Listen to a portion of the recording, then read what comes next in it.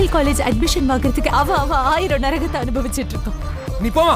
டாக்டருக்கு படிக்கணுங்கிறது அதோட ஆசை இல்ல, கனவு, லட்சியம்.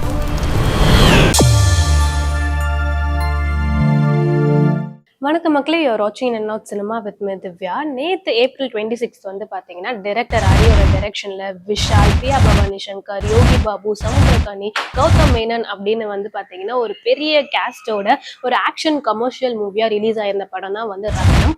இந்த படத்துக்காக வந்து பார்த்தீங்கன்னா மூவி டீம் எல்லாருமே விஷால்லேருந்து டைரக்டர் ஹரி வரைக்கும் வந்து ஒரு பயங்கரமான ப்ரொமோஷனை வந்து கொடுத்துருந்தாங்க. இந்த படத்தை கண்டிப்பாக வந்து தியேட்டரில் வந்து பாருங்க அப்படின்ற மாதிரி. அதுக்கு நடுவில் வந்து பார்த்தீங்கன்னா நிறைய சிக்கலையும் வந்து இவங்க எல்லாரும் ஃபேஸ் பண்ணாங்க.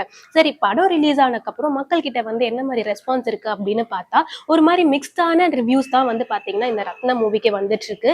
இந்த படத்தோட பிளஸ் அண்ட் மைனஸா இருக்கிறது அந்த ஒரு விஷயம் தான்ப்பா அப்படின்ற மாதிரி, அதுதான்ப்பா அந்த படத்தோட ட்விஸ்ட் அப்படின்ற மாதிரி எல்லாம் வந்து பார்த்தீங்கன்னா நிறைய பேர் சொல்லிட்டு இருக்காங்க. இந்த ரிவ்யூஸ்லாம் இருந்தாலும் ரிவ்யூக்கே பேர் போல நம்ம ப்ளூ சட்டை மாறன் வந்து பார்த்தீங்கன்னா சும்மாவே ஒரு படத்தை வந்து பிரிச்சு மேய்வாரு. விஷாலோட ரத்ன மூவினா வந்து சொல்லவா வேணும், நெகட்டிவான ஒரு ரிவ்யூ தான் வந்து அவர் கொடுத்திருக்காரு அப்படின்றதுதான் வந்து உண்மை. ப்ளூ சட்டை மாறன் வந்து பாத்தீங்கன்னா ஃபர்ஸ்ட் எடுத்த உடனே யாராவது அம்மாவை போய் லவ் பண்ணுவாங்களா அப்படின்னு இந்த படத்தை வந்து போட்டு தாக்கியிருக்காரு.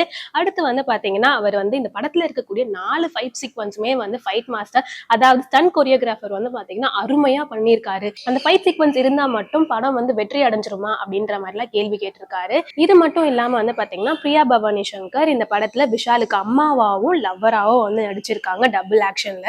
இந்த படத்தோட பிளஸும் அதுதான், இந்த படத்தோட மைனஸும் அதுதான். ட்விஸ்ட் வைக்கிறேன் அப்படின்னு சொல்லி இப்படி ஒரு ட்விஸ்டாப்பா வைப்பாங்க அப்படின்றது தான் வந்து நிறைய பேர் வந்து என்னடா கதை இது அப்படின்ற மாதிரி வந்து கன்ஃபியூஸ் ஆயிருக்காங்க. ப்ளூ சட்டை மாறன் வந்து பாத்தீங்கன்னா இந்த படத்தோட கதைலாம் ஓரளவுக்கு ஓகே, ஃபைட் சீக்வன்ஸ்லாம் அருமையா இருக்கு, ஆனா வந்து பாத்தீங்கன்னா இந்த அளவுக்கு ஜப்பு மாதிரி இழுத்து வச்சிருக்காங்களே அப்படின்ற மாதிரி தான் வந்து ரிவ்யூ சொல்லியிருக்காரு. நிறைய பேர் வந்து பாத்தீங்கன்னா யூஸ்வலான நம்ம ஹரிசரோட படம் மாதிரி தான் இந்த படம் இருக்கு, அந்த ட்விஸ்ட் அப்படின்னு பிரியா பவானி சங்கரோட கேரக்டர் தான் வந்து வச்சிருக்காங்க. மற்றபடி வந்து பாத்தீங்கன்னா இந்த படம் வந்து ஒன் டைம் வாட்சபிள் மூவி தான் அப்படின்ற மாதிரி எல்லாம் ரிவ்யூ சொல்லிட்டு இருக்காங்க.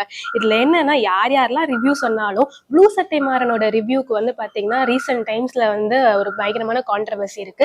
விஜய் ஆண்டனியோட ரோமியோ மூவிக்கு வந்து அவர் சொன்ன ரிவ்யூக்கு விஜய் ஆண்டனியே வந்து டைரக்டா அவர்கிட்ட வந்து விமர்சனம் பண்ற அளவுக்குலாம் நடந்திருந்தது. இப்ப இந்த ரத்ன மூவியோட ரிவ்யூ வந்து ப்ளூ சட்டை மாறன் கொடுத்திருக்க நிலையில விஷாலும் வந்து ப்ளூ சட்டை மாறன் கிட்ட டைரக்டா வந்து சண்டைக்கு போயிடுவாரோ அப்படின்ற மாதிரி கேள்விதான் எழுந்திருக்கு. நீங்க வந்து விஷாலோட ரத்ன மூவியை பார்த்துட்டீங்க அப்படின்னா உங்களுக்கு அந்த படம் வந்து என்ன மாதிரி ஃபீல் கொடுத்தது, படத்துல வந்து என்ன விஷயங்கள் பிடிச்சிருந்தது பிடிக்கல அப்படின்றதெல்லாம் கமெண்ட் பாக்ஸ்ல சொல்லுங்க. இந்த மாதிரி ரெகுலரான வீடியோஸ்க்கு மறக்காம என்ன சினிமா சப்ஸ்கிரைப் பண்ணுங்க.